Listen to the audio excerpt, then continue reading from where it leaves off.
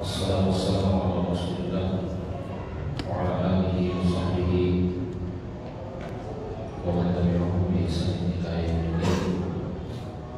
Asyhadu an la ilaha illallah wahdahu la syarika lah wa asyhadu anna Muhammadan abduhu wa rasuluh.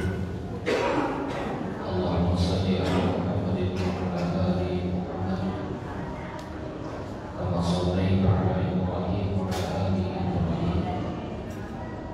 وبارك على محمد كما باركت على ابراهيم وعلى ال ابراهيم في العالمين انك حميد مجيد. Hadirin jemaah, assalamualaikum warahmatullahi wabarakatuh. Malam ini insyaallah majelis kita tanya jawab. Tidak. Punya pertanyaan nanti silakan untuk ditanyakan. Kalau bisa tulis di sini. Jadi soal pecah kedengar. Pertanyaan yang pertama, misalkan ada orang yang haid tapi melebihi waktu sampai 2 bulan, melebihi waktu sampai 2 bulan, bagaimana jika melakukan sholatnya? Apakah tetap tidak sholat selama 2 bulan?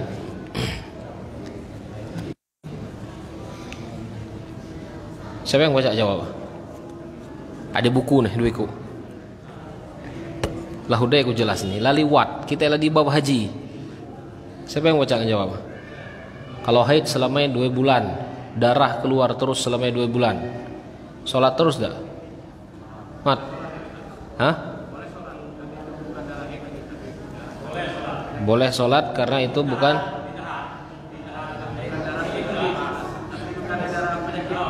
Itu darah penyakit, bukan darah penyakit. Terus darah haid dia itu yang mana? Hah? Di waktu kebiasaan haid dia. 2 bulan kebiasaan nih. Jadwal. Macam mana kira-kira?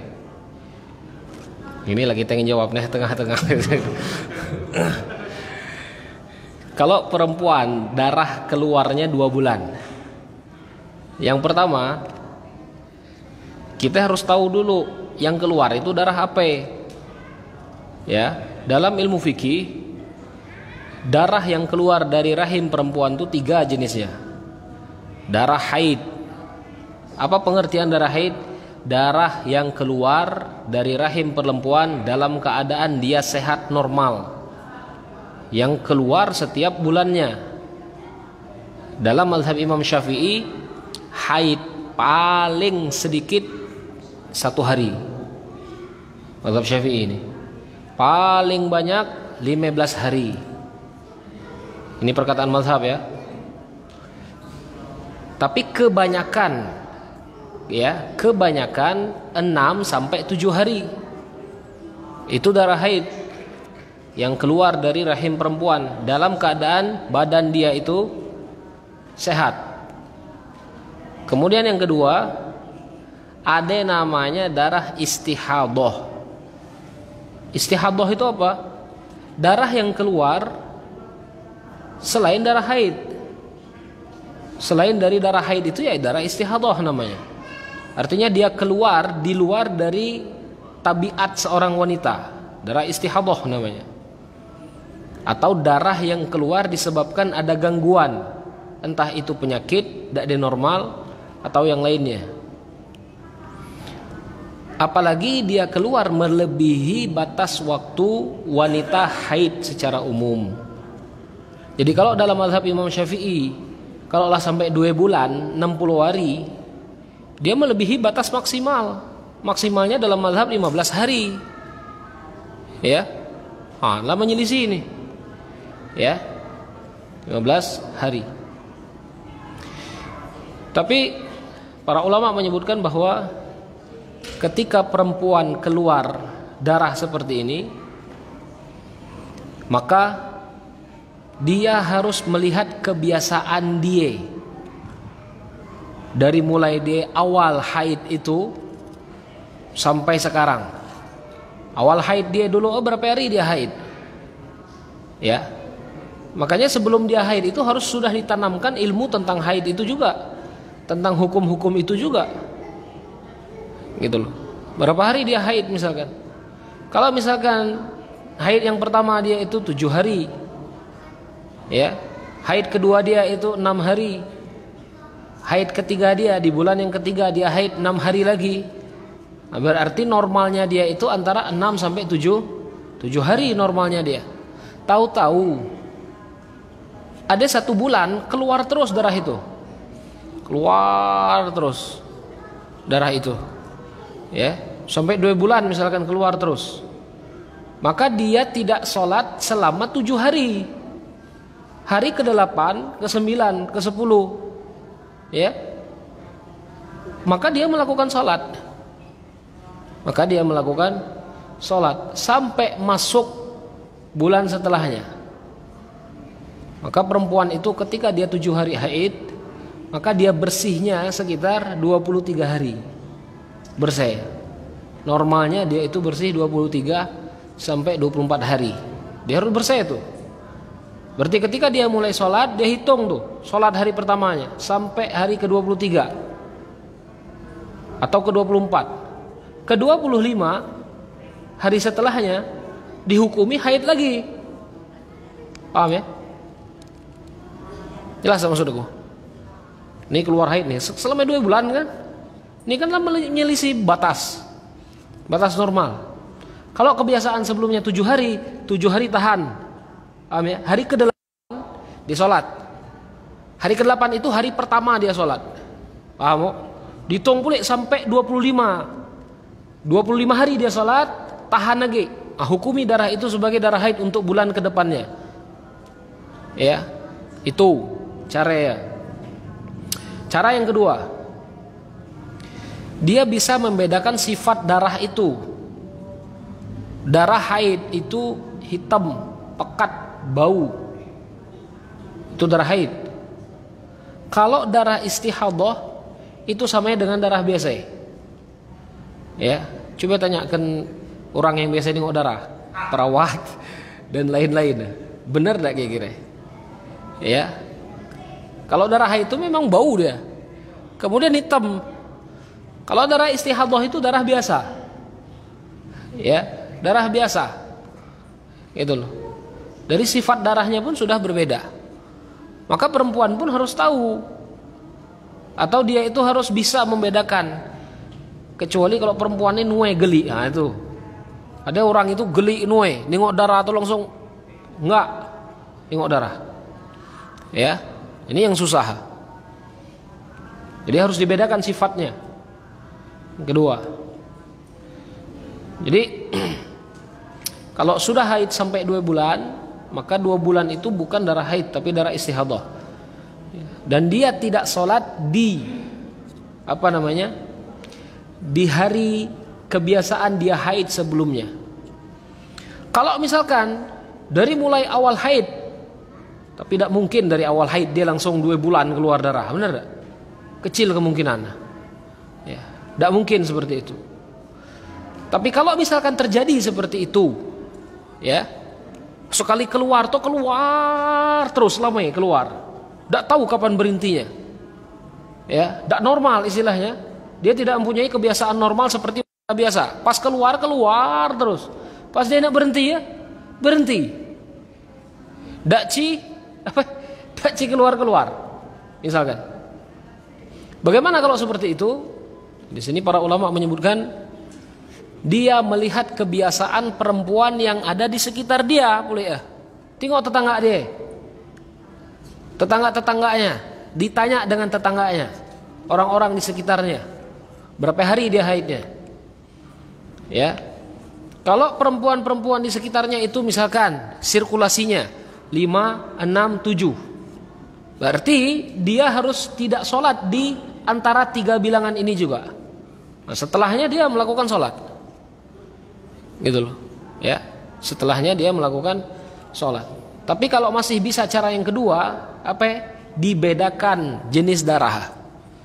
Kalau perempuan itu mampu membedakan jenis darahnya, ya, nah itu tidak jadi masalah. Yang ketiga, darah yang keluar dari rahim perempuan itu adalah darah nifas. Nifas ini darah yang keluar setelah melahirkan. Ya, darah yang keluar setelah melahirkan. Kalau kita di sini umumnya 40 hari. Dan para ulama banyak berbeda pendapat kapan darah nifas ini keluar, berapa lama. Sebagian dari mereka menyebutkan 50 hari. Ada ulama yang menyebutkan 60 hari. Memang khilaf banyak di sini. Tapi kebanyakan, kata dalam mazhab Imam Syafi'i, kebanyakan ya, nifas itu 40 hari. Kebanyakan nifas itu 40 hari. Kata Imam Tirmizi, nifas itu paling banyaknya 40 hari. Paham ya? Paling banyaknya 40 hari. Kalau lebih dari 40 hari agak keluar darah, berarti dihukumi darah istihadah. Paham ya? Darah yang keluar di hari 41 itu dihukumi darah istihadah. Kalau nifas dia meninggalkan sholat, kalau istihadah dia melakukan sholat. Nah, inilah bedanya. Ngapain perempuan tuh harus tahu darah-darah yang keluar dari rahim dia? Ya. Itu kata Imam At-Tirmizi. Kemudian Imam Tirmizi, kalau darah itu berhenti sebelum 40 hari, misalkan 15 hari ladak ge darah. Kuda tahu kasus di lapangan macam mana. Ini bidan biasa yang ada data. Ya. Kalau misalkan hari 15 dak keluar ge darah. Ya. Kata beliau langsung sholat di hari ke-16.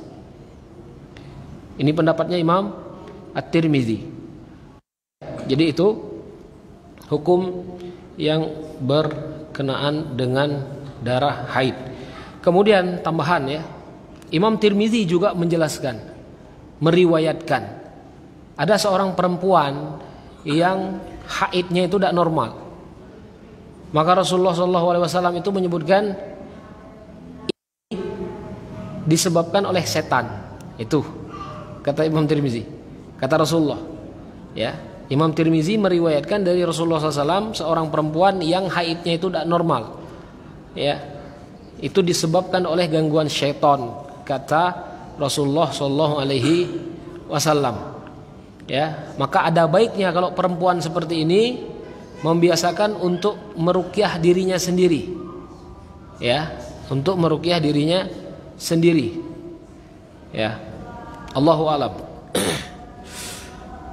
Kemudian ketika kita beri barang online, cuma si penjual memperbolehkan kita untuk mencicil barang yang dibeli dalam beberapa kali cicilan. Kemudian si penjual menjelaskan bahwa tidak dikenakan bunga. Tidak dikenakan bunga 0%. Apakah itu termasuk riba? Oh, dakwah. Ya. Kita ini harus mengerti juga akad antara penjual dan pembeli. Artinya istilah-istilah yang digunakan itu harus ngerti juga. Gitu loh.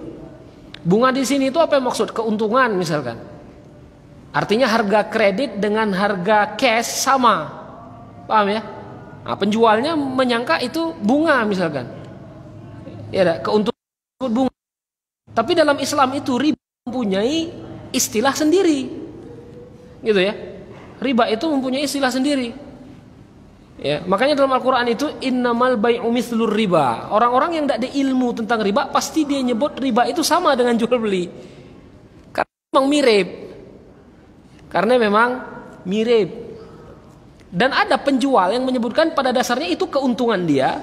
Dia memaknai itu sebagai bunga juga karena dia tidak tahu istilah riba itu. Gitu loh ya. Jadi misalkan nih kita membeli barang kredit. Akad kreditnya misalkan penjual menyebutkan harga barang 200.000, cash 200.000, kredit juga 200.000. Benar tak? Halal dah akad ini? Halal. Nah, penjual menyebutkan disebabkan sama itu tidak ada bunganya. Gitu loh. Tidak ada bunga, tidak ada untung maksudnya. Tidak ada perbedaan harga. Di sisi lain misalkan ada penjual Dia menjual barang 200.000 cash, 250 kredit. Paham ya? 250 kredit. Dengan tempo 25 minggu, 10.000 per minggu misalkan.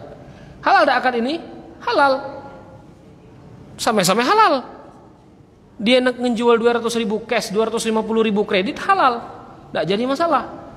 Nah yang 250 itu disebut dia bunga boleh ya? Kata dia. Padahal itu bukan bunga, itu keuntungan dia. Paham tak? Jadi kita itu jangan terjebak di istilah, tapi harus fokus di akadnya macam mana, gitu loh. Ya. Nah sekarang kan banyak orang kredit rumah, kredit itu halal. Cuman kita terjebak di istilah, prakteknya bukan ke kredit, pinjam meminjam prakteknya. Kita beli ke bank, bukan ke bank ya. Kita beli ke yang pemilik rumah sekian harganya, lah kita DP. Kemudian yang pemilik rumah dia langsung ngambil duit ke bank, pinjaman, gitu loh. Kita meri kredit ke bank, kan macam ini. Ini akad terhubung nih namanya. Walaupun akadnya jual beli, di mulut jual beli, prakteknya ribawi. Maka kita jangan terjebak di istilah, gitu loh. Jangan terjebak di istilah, tapi harus langsung cek praktek hukumnya macam mana. Praktek apa namanya? Praktek jual belinya itu bagaimana?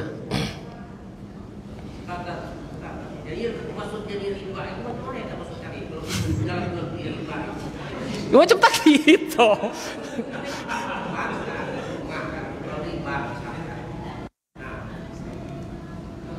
Nih yuk, 3 nih. Oke, diulang, konsentrasi. Nih yuk. Nih ya, ini pembeli. Ku pembeli ya. Sekarang ini bank yang punya dana, yang paling banyak dana sekarang siapa? Bank kan yang paling banyak dana kan, berapapun pokok bank mencairkan asalkan karena nyicil ke dia setiap bulan. Gitu loh. Aku udah punya duit nih. Aku udah punya duit untuk beli rumah. 250 juta misalkan. Ini tukang jual rumah nih, yang punya proyek, tukang buat rumah. Ya. Yang tukang jual rumah. Sekarang misalkan nih yang punya rumah, yang tukang jual rumah ngejual ke sini. Ke sini ya. Karena udah beli rumahku 250 juta cash. Kredit 300 juta. Oh, kredit 300 juta. 300 juta berarti kalau sebulan sejuta berapa bulan? 30 berapa? 30 kan? Bener gak? 300 ya? 300 bulan berarti kan? Kalau sebulan sejuta, 300 bulan. Ya, 300 bagi 12 berapa tahun tuh? Makanya banyak ini kan orang yang kredit rumah, utang berapa tahun? 25 tahun utang. Bener gak? Terkejut dari dengar utang orang tuh. Berapa tahun utang kah? 25 tahun. Berapa tahun? 30 tahun utang. Misalkan. Kalau di umur 10 tahun mati. Rumah ini ngulek kemana ini? Ke bank kan? Di asuransi biasanya. Allah alam kalau di asuransi. Lagoror beli akad. Bener gak? Kalau diasuransikan berarti tukang asuransi yang rugi. Kalau dia yang ganti rugi ini. Karena ini mati mendadak. Bener gak? Goror beli. Ya. Kalau ke asuransi, kalau utang akad mat. Jadi misalkan nih, langsung akadnya cash 250 juta, kredit 300 juta, halal tak? Halal. Halal ini. Ya. Kurubah akad. Akadnya kurubah. Nih ngejual ke sini, ndak meli rumahku. Cash 250 juta, kredit 300 juta. Oke? Ini langsung beli. Oke, ku beli. Ku beli. Akadnya ke sini. Ini mau akad pula nih. Karena ini butuh dana nih. Penjual ini butuh dana. Dia nya keben nunggu bulan juta pecah pening kepala dia muter duit ke mana? Paham enggak? Putarlah ke sini. Bang. Beri aku 270 juta. Benar kan? 270 juta. Si saya kelak pecah memberi keuntungan ke 30 juta. Paham enggak? Paham nggak saudaraku? Ini riba nih, yang macam ini nih. Riba yang diselubungi oleh jual beli. Kebanyakan akad macam ini. Kebanyakan ada. Yang macam ini tidak boleh. Yang macam ini, gitu loh. Paham tidak bedanya? Paham? Yang macam ini tidak boleh. Yang macam ini tetap riba dia. Karena apa? Karena pinjaman. Nih minjem ke sini duit dah. Gitu loh. Untuk menutupi harga barang tadi. Dia kena cepat laku barang. Ya dah. Kemudian jaminan rumah kan? Kalau harga kemana rumah tuh lari ya? Ke bank. Makanya bank kan banyak aset dah. Di mana-mana yang punya dia baik. Tuh loh. Yang ini yang haram nih, yang tidak boleh. Kalau tidak cem tu tidak pacak dapat rumah, ya macam itulah pola pikir kak. Tidak tahu ngapain lah. Ya, dosa besar tak? Dosa besar bro. Ya. Dalam Al-Quran itu disebut apa ya? Azantuhu bil harb, kata Allah. Barang siapa yang menghalalkan riba, aku izinkan perang dengan dia. Dalam Al-Quran tuh. Berarti mana Allah ngajak perang macam mana? Kira-kira Allah tuh ngajak perang nih. Apakah langsung kita tembung bae? Oh dakwah. Jangan. Gitu loh. Cuman ancamannya di Al-Quran seperti itu. Makanya ada yang langsung motong dari boleh. Riba ini ada duit kertas. Boleh ya? Ada ustadz yang nyebut duit kertas itu haram? Ada.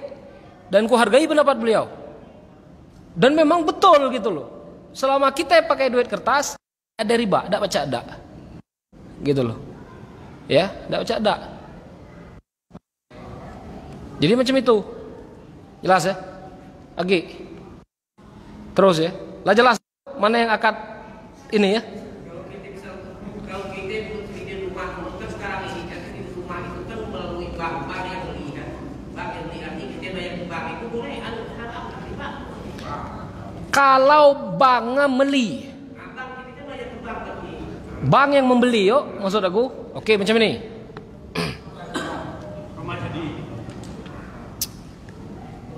Kita datang ke bank nih, ya, kita datang ke bank.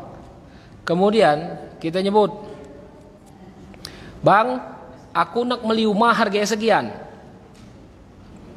dengan harga kredit. Paham enggak? Harga kredit nih. Aku kredit barang. Aku mengkredit dengan bank. Bank beli cash dengan pihak rumah tadi. Yang seperti ini tidak jadi masalah. Cuman kelak ada tanya-tanya, macam mana bank misalkan aku dak pacak mayer. Boleh ya? Ada masalah kan di situ kan? Kena penalti tidak? Kalau kena penalti, riba baru itu namanya. Bentuknya lain boleh.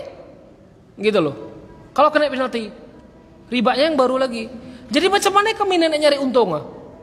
Kan itu pertanyaannya. Cara nyari untung macam mana? Jual beli keuntungannya itu. Gitu loh. Dari situ bisa jual beli. Ya. Selain dari jual beli apa ya? Bagi hasil. Kalau bagi hasil itu tidak ada pacak, kita harus ngecek ke lapangan. Mana usaha kah, mana keuntungannya, dibagi hasil dari keuntungan itu. Nah itu bagi hasil namanya. Ini kan enggak. Kita tidak tahu untung apa enggak usaha orang itu, pokok dinyetor terus pokok. Bagi hasil dari situ. Dari bagi hasil di situ. Gitu loh. Tapi kalau akadnya jual beli ketika tadi toh, enggak masalah. Boleh ya. Ya, tidak jadi masalah. Taruhlah misal kurang kayo misalnya, henang, enggak usah kita hebut namanya tadi. Banyak orang tersinggung nih menhebut. Ya. Enggak usah kita hebut pokok. Aku misal orang kayo misal. Misalkan ya. Tahu-tahu Ahmad enak beli motor. Dia datang ke aku. Tat, aku nak beli motor. Harganya 15 juta. Ku kredit 15 bulan. Ku cari ini motor. Oke. Kamu belikan aku, kalau aku nyari. Aku cari motor. Harganya 10 juta. Ku cash ku. Tap motor itu. Ku beli cash. Ku jual ke Ahmad kredit. Halal tak ini? Halal. Karena Ahmad datang ke aku untuk membeli, bukan untuk meminjam. Dan akad dia ke aku. Akad aku dengan orang yang milik motor. Jadi tidak ada akad terselubung di sini. Jelas akad. Gitu loh. Kalau Ahmad tidak tahu main rege, tunggu sampai batas waktu yang ditentukan. Makanya dalam akad kredit itu harus ada waktu, tentukan waktu. Gitu loh. Kalau 3 bulan aku tidak pacak main rege, motor ini kita jual. Ditimbang berapa harga? Oh, ditimbang berapa harga ya? Kalau ada kelebihan, pulang duit ke Ahmad. Paham? Misalkan Ahmad lah nyetor nih 10 juta. Kita jual motor. Tahu-tahu motor itu laku berapa ya? 6 juta. Lebih tak? Lebih kan? Lebih 1 juta kan? 1 juta tuh aku pulang ke dia. Akad syariat nih namanya. Aku lah dapat untung 5 juta. Paham ya? Cuman kalau akad kredit pakai duit kertas itu rugi karena nilai rupiah tuh turun terus. Makanya ada kemarin tuh yang membuat artikel, macam mana ini disebut bunga, sedangkan harga zaman dulu dengan harga nanti yang akan datang tuh berbeda. Benar tak? Terkadang enggak berapa dulu kita beli pempek 25 rupiah, kini ya 1.000. Benar tak? Kalau misalkan ada aku utang kena atok zaman dahulu 25 rupiah, banyak rugi ya tuh. Benar tak? Benar wah. Dok, yang berapa? 1.000 dikurang 25, 975 itu kemana lari ya? Apa itu hukum? Benar kan? Karena lah tempo tinggi, jauh. Gitu loh. Ada yang buat artikel macam itu kemarin.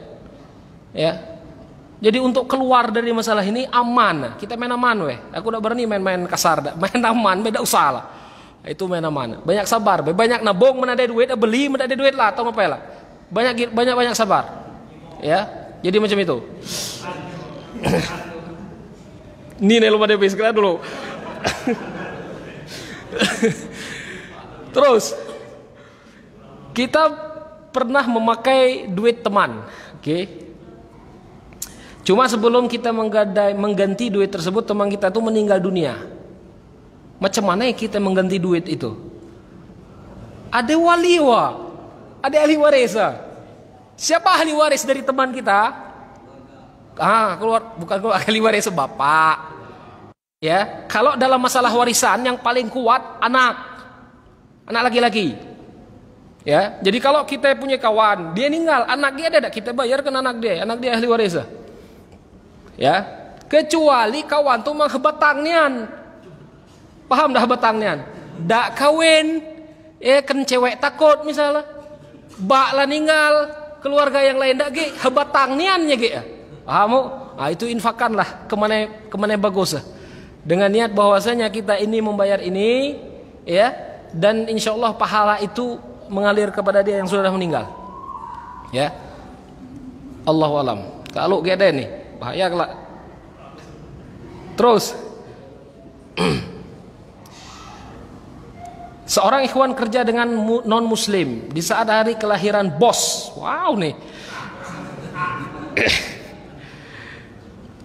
Bosnya merayakan ulang tahun dan membuat makanan. Bos yang non muslim memberikan makanan ke laki-laki tersebut. Karena tidak enak, ikhwan tersebut menerima dan mendoakan, sehat ya bos katanya. Dan makin sukses dengan niat dalam hati mengingkari. Ya macam mana kira-kira mengingkari tapi sehat ya bos katanya. Sesuai dengan di dalam hati mengingkari, tidak menerima. Ya. Tidak diterima oleh Allah karena mendoakan orang kafir, dan dia memang tidak diterima. Ya. Tapi niatnya berterima kasih telah memberikan makanan tersebut. Berdosakah laki-laki itu atas doa yang hanya sekedarnya kepada bosnya? Berdosa. Ya. Kalau nanya berdosa, berdosa. Ya. Kalau dalam masalah yang seperti ini kita maaf lah. Ya. Kita mohon maaf. Dak pacak datang atau dak pacak hadir atau inti ya menjauh lah, karena memang dak ada dalam akad. Kita bekerja dengan non muslim itu kan ada akadnya. Akad apa ya? Akadnya bekerja dalam hal-hal yang halal dalam ilmu syariat. Gitu loh. Bukan bekerja dalam hal-hal yang tidak diperbolehkan. Contohnya misalkan bos kita misalkan non muslim. Dia memberikan syarat setiap hari hari Id, hari raya, lupa bahasa Indonesia ujung-ujung. Hari raya mereka, nih yang bekerja ini harus harus memberikan selamat hari raya orang tuh. Boleh tidak yang macam ini? Tidak boleh. Gitu loh. Ya. Karena di dalam akad itu ada syarat yang tidak boleh dikerjakan. Maka seorang muslim yang yang warok istilahnya, yang dia lebih menjaga kehati-hatiannya, dia tidak ada pegawai di situ. Gitu loh. Ya, dia tidak ada bekerja di situ. Makanya dalam masalah kerja ya, harus ditekankan hadis al-muslim ala syurutihim. Sesungguhnya muslim itu tergantung ataupun ketika mereka memenuhi syarat yang sudah mereka sepakati, ya ini yang disebut dengan muslim. Maka sebelum kita pegawai itu ada tak syarat dari mereka yang ingin dipinta dari kita, dan kita pun harus meminta syarat. Gitu loh. Ya, inilah seorang muslim itu. Kalau misalkan ada sesuatu yang bertentangan dengan agama kita, seorang muslim itu pasti menjauh. Dia lebih mencari sesuatu yang Allah ridhoi. Itulah kira-kira. Ya. Cuma memang susah di zaman kita sekarang nih. Karena kenapa? Karena memang anggaran itu tidak dipegang oleh orang muslim. Bahkan orang muslim sekarang itu sibuk tasyabuh. Tasyabuh itu? Tasyabuh itu dalam artian menyerupai kebiasaan-kebiasaan orang non muslim. Makanya anggarannya pun habis di situ anggarannya. Ya. Jadi tidak bisa untuk memperdayakan orang-orang muslim yang lain yang dalam keadaan lemah misalkan. Ini ya. Jadi kalau ditanya berdosa, kalau ditanya berdosa. Jadi macam mana? Menghindar, minta maaf dengan tapi jangan nuwe gile nentang. Minta maaf itu dalam artian tidak dibaca, izin, uzur atau yang lain-lain sebagainya, ya.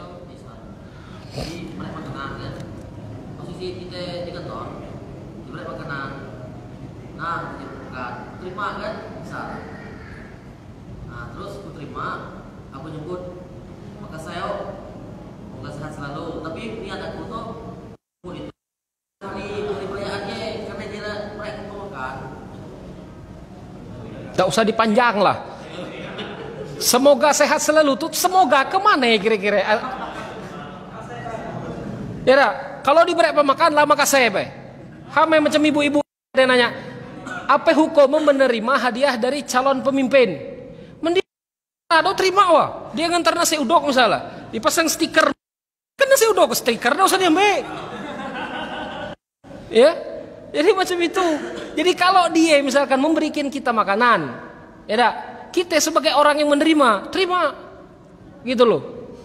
Adapun dia niat untuk memperingati hari apa-apa dalam segala macam itu urusan dia lah. Kemudian urusan kita tidak mendoakan orang non muslim, gitu loh. Kalau nak mendoakan, doakan yang baik-baik. Doakan misalkan mendapatkan hidayah, itu maksudnya, ya, bukan semoga apa itu kemana? Amin kalau kata dia nih. Itu kemana Tuhan kira-kira? Acong. Kira-kira. Ya, jadi seperti itu. Terus, apakah hukum merokok dalam merokok boleh? Apakah ada dalil pada zaman Rasulullah yang menjelaskan tentang perokok dalam Islam? Rokok ini perkara yang baru. Ya, dalil itu 4 dalam mazhab yang sepakat. Quran, sunnah, ijma, qiyas. Itu loh ya. Kalau dalam masalah makanan ini, rokok ini kan termasuk makanan. Istilahnya. Rokok ini masuk dalam makanan, sesuatu yang masuk ke dalam tubuh. Ya. Susah kita untuk mengambil dalil nas syar'inya. Cuman Allah itu memberikan tanda kutip. Tanda kutip itu apa? Dalil umum. Ya. Wa uhilla lakumut thayyibat. Dan aku telah menghalalkan yang baik-baik untuk kalian. Yang baik-baik semua dalam kategori baik halal semuanya. Wa uharrimu alaikumul khaba'is. Dan aku mengharamkan bagi kalian itu yang jelek-jelek. Ya. Ini kaidah umumnya. Kaidah umumnya.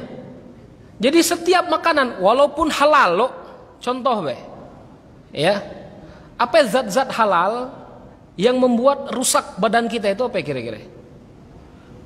Apa ketemu apa misalnya? Gulai ketemu?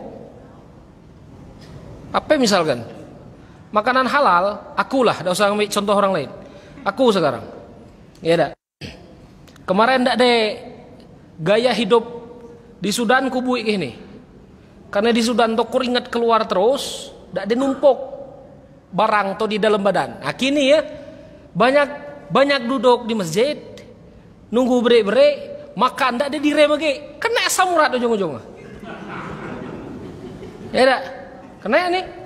Apa kayak kemarin tuh habis pelatihan daging gaya pokoknya ada dibedakan, daging mangkuk besar, dari apa nama kena, mubazir dalam kepala itu, ya, mubazir dalam kepala itu. Tapi ujung-ujungnya mana? Kincet, haro ke masjid, dan lain-lain sebagainya. Apa hukum kira-kira makanan itu tadi? Samalah dengan rokok ini, ya. Kira-kira apa hukumnya ketika kita misalkan memasukkan zat itu ke dalam badan kita? Apakah hal-hal yang baik? Ya dak. Pasti hal yang jelek kan? Kita nganggap itu dak ada jelek karena kita belum kena. Kini aku lah kena. Ngeremu GS dak berani ge megang. Ku tidak mengharamkan, tapi ku dak minum ge. Kan macam itu. Jangan sampai kalau udah minum nyap macam orang tua ya. Paham ya? Jadi seperti itu. Nah, dalil umum ini kita yang menilai, kira-kira nilainya baik atau jelek. Ada ulama yang mempertegas ini nilainya jelek. Kenapa? Karena banyak orang yang disebabkan ini sakit. Bahkan dibungkus itu pun disebutkan merokok dapat menyebabkan membunuhmu. Itulah. Ya. Jadi seperti itu. Makanya ada ulama yang mengharamkan. Ku sendiri condong yang mengharamkan. Ya. Tapi ngapain ada ustadz-ustadz yang ngerokok misalnya ya, ngapain ada ustadz-ustadz mungkin orang tuh cara pandangan berbeda. Tadi misalkan cara pandangan udah makan durian, makan sprite misalnya, itulah durian halal, sprite haram, halal juga digabung udah dia meledak perut. Paham ya? Inilah ya cara pandangnya yang berbeda. Tapi anak sendiri lebih condong ke haram yang seperti ini ya. Jadi seperti itu.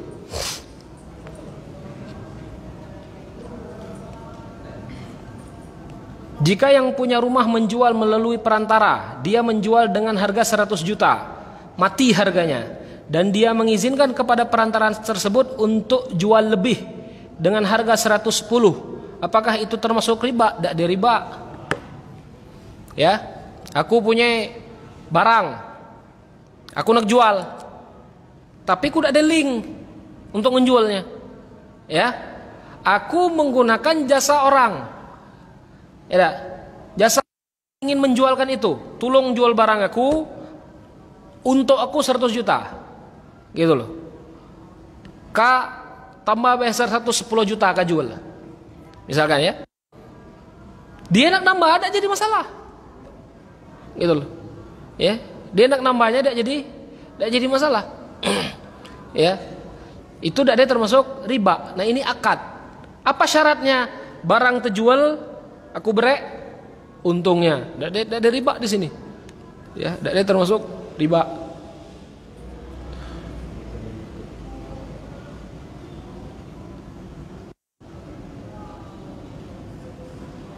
Ada yang lain habis? Apa ya Mas Dewi? Kalau sistem ini bagi hasil dengan bank, gimana kan? Bank syariah itu kan sistem bagi hasil. Misalkan kita deposito sekian, bagi hasilnya 40, 60, 60 atau 30, 70 dengan bank. Nah itu bagaimana itu? Riba beda yang bagi hasil itu? Kalau bagi hasil tidak ada riba. Cuman real. Macam mana ya real akadnya itu? Dalam praktek di lapangan tuh yang 40-60 tuh macam mana? Yang dengan bank kita tidak tahu. Cuma kita terima hasil sebulan sekian. Cuma tahu di situ. Cuman bagi hasilnya sebutkan sekian, misalnya 40, 60. Nah kalau deposito kan di situ macam itu kalau hasilnya. Kalau dengan bank, makanya pertanyaan Pak. Menku setauku ya, bagi orang yang lah meneliti pergerakan duit macam itu, dia tetap riba. Ya, ngapain? Karena keuntungan itu Yang namanya untung kan ada yang naik turun. Benar tak? Masa kita dapat setiap tahun 40% itulah pasti dari tabungan kita? Tidak tetap.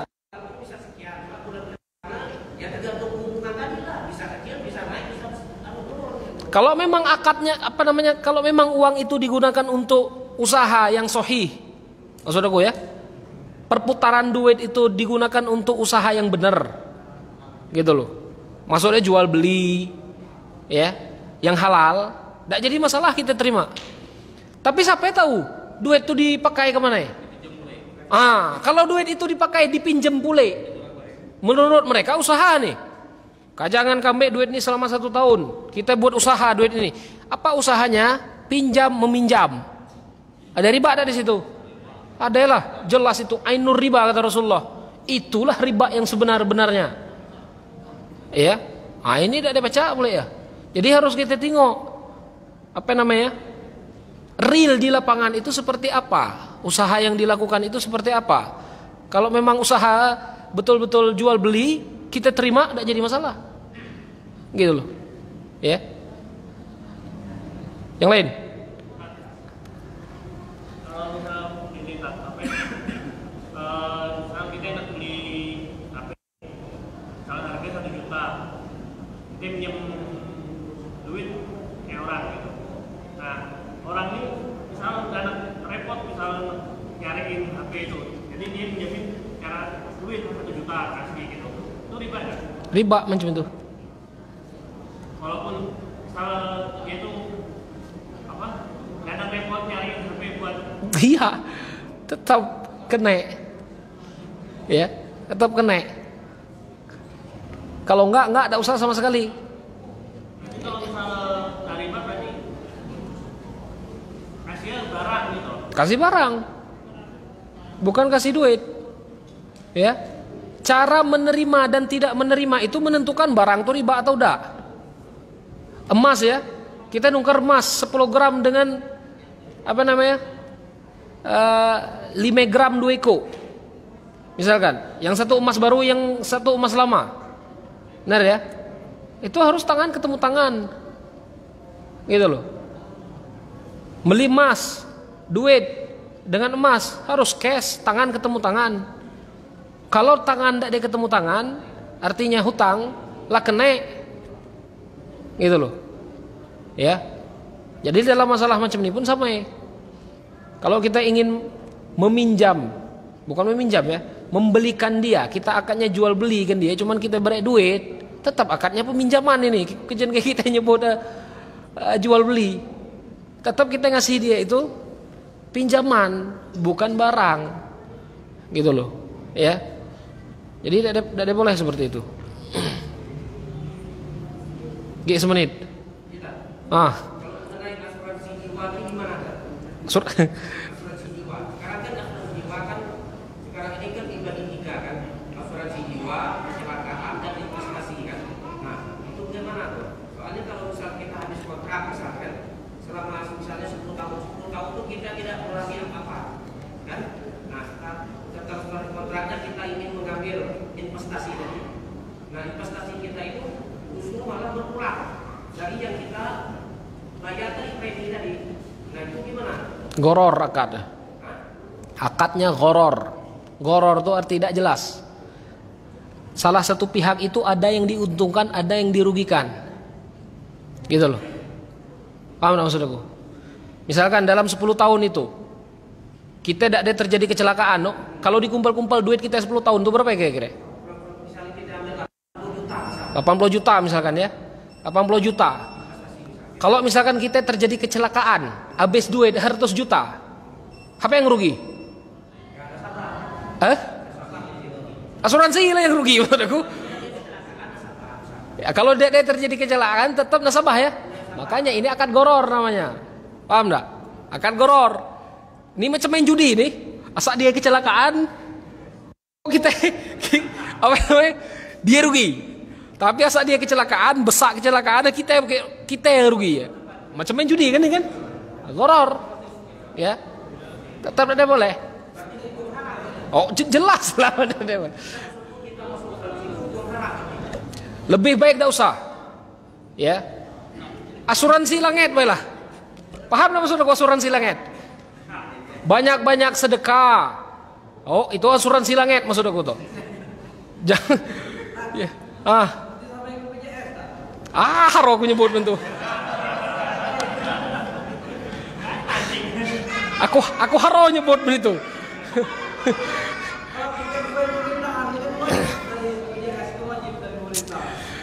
Itu tidak usah dini ngebahas.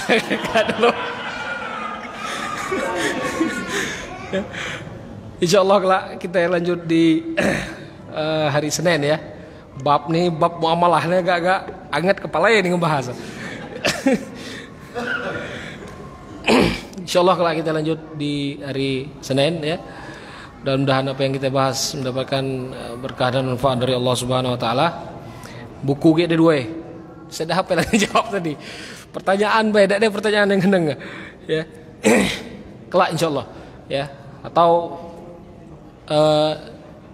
kelak aku tengok apa yang hadir di majelis syar'i buku insyaallah ya. Kita tutup dengan kafaratul majlis. Subhanakallahumma wa bihamdika asyhadu an la ilaha illa anta astaghfiruka wa atubu ilaik. Assalamualaikum warahmatullahi wabarakatuh.